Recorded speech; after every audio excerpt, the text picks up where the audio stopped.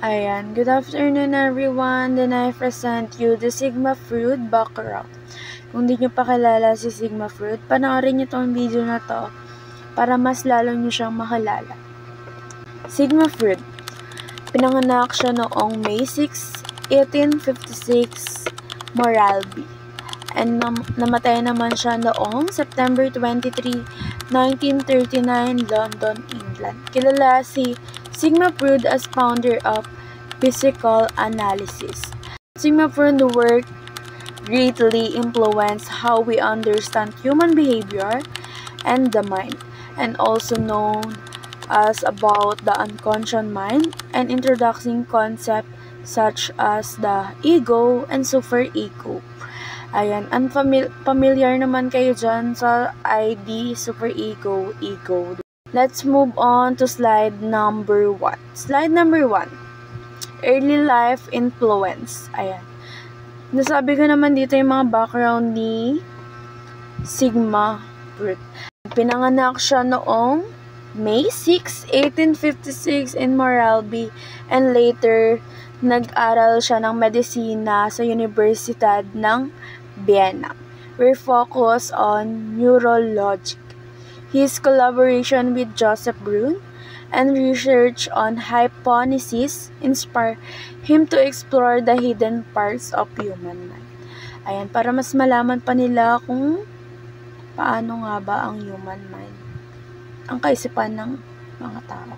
Learning about Freud early life show me how curiosity and experience can lead to groundbreaking discover. His dedication to study the mind inspired to look deeper into people and behavior, emotion.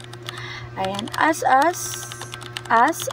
student of education, napag-isipan ko na pag-uunawa sa walang malay na motibo ay isang taong nakakatulong sa paghahanap ng katotohanan at katarungan.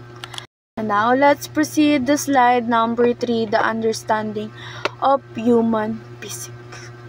Sa human physics, bumubuo ng physical analysis upang tuklasin ang walang malay na bahagi ng isip ng tao sa pamamagitan ng mga paraan tulad ng hypothesis at malayang pagsasamahan.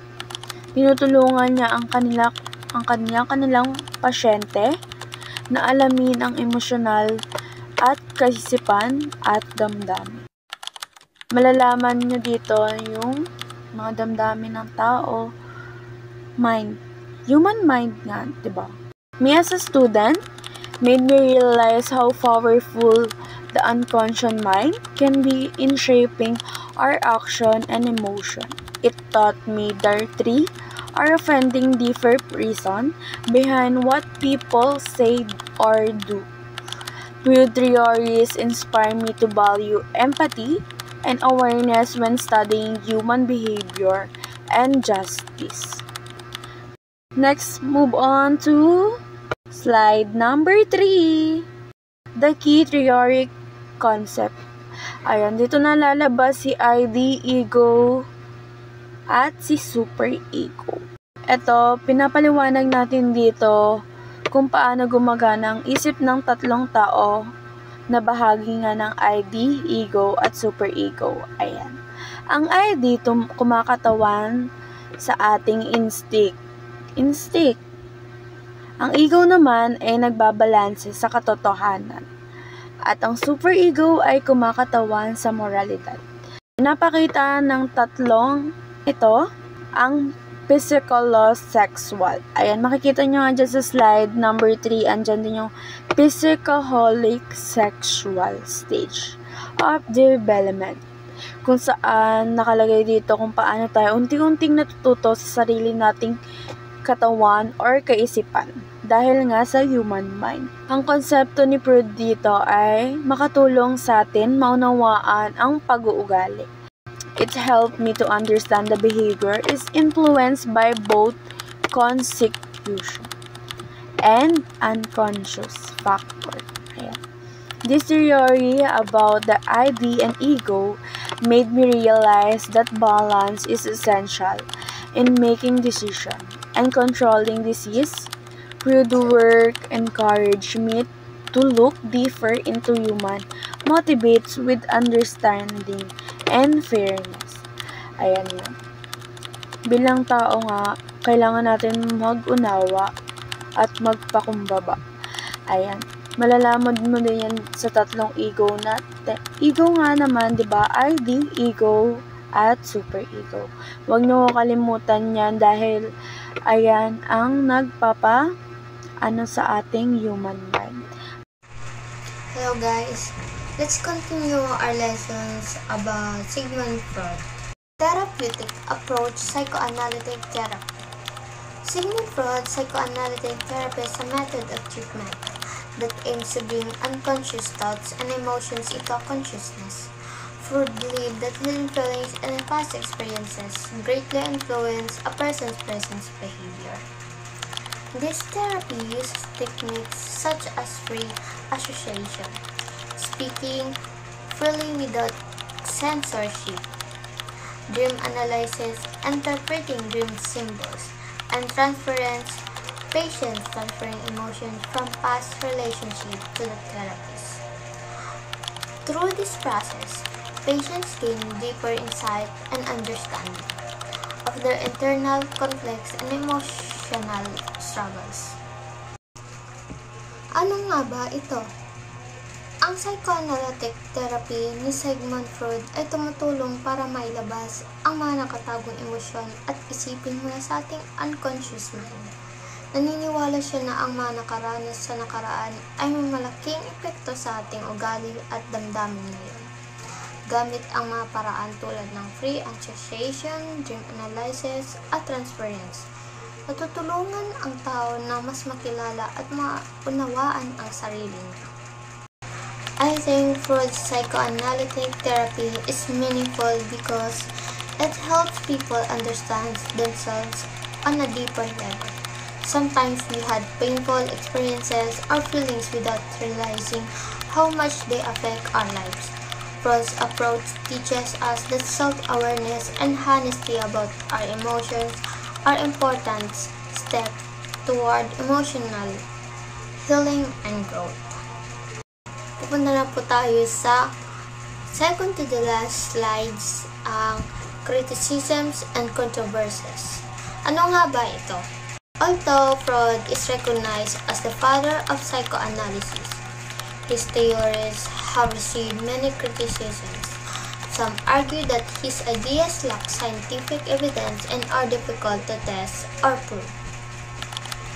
Freud also faced feminist critics for being too male-centered, especially with his controversial ideas like penis envy. Moreover, critics point out that his theories were heavily influenced by Victorian-era culture, making them less applicable to different societies and modern contexts. Sinasabi doon is, kilala si Sigmund Freud bilang ama ng psychoanalysis, pero marami rin ang kumwestiyon sa kanyang mga idea. Sabi ng mga kritiko, kulang ito sa ebidensya at masyadong nakasentro sa kalalakihan. Naapektuhan din ng kulturang Victorian ang kanyang pananaw kahit hindi ito lubos na akma sa modernong panahon, pero malaki pa rin ang nayambag niya sa pag-unawa sa isipan ng tao. It's understandable that Freud's theories have been criticized. Not every idea can be perfect or completely true. However, his work still holds great value because it opened new ways of thinking about the human minds and emotions. Even the criticisms helped psychology evolve, pushing modern thinkers to improve and expand Freud's ideas in more scientific and exclusive ways. Let's move to the lastly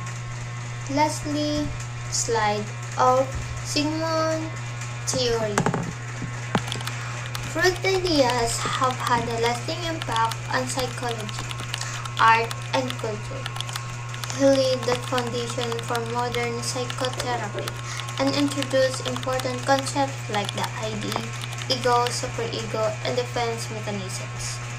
His influence extended to literature and arts, especially in movements like Surrealism, which explored the unconscious mind through creative expression. Today, terms such as Freudian sleep and Oedipus complex remain part of everyday language, showing Freud's strong and enduring presence in culture and human understanding. Ano nga bang sinasabi ni Sigmund Freud sa psychoanalysis at kultura niya? Siya ang nagpasimula ng modern psychotherapy at ng mga idea tulad ng ego, superego at defense mechanisms. Hanggang ngayon, buhay pa rin ang kanyang mga konsepto, patunay ng kanyang malalim na ambag sa pag-unawa sa isipan ng tao. Admire Freud's contributions because even after many years, his ideas continue to shape how we understand human behavior. He inspired both psychology and the arts to explore the inner world of the mind. Although not all his theories are accepted today, Freud's work reminds us of the importance of exploring our thoughts, feelings, and hidden motivations to truly understand ourselves.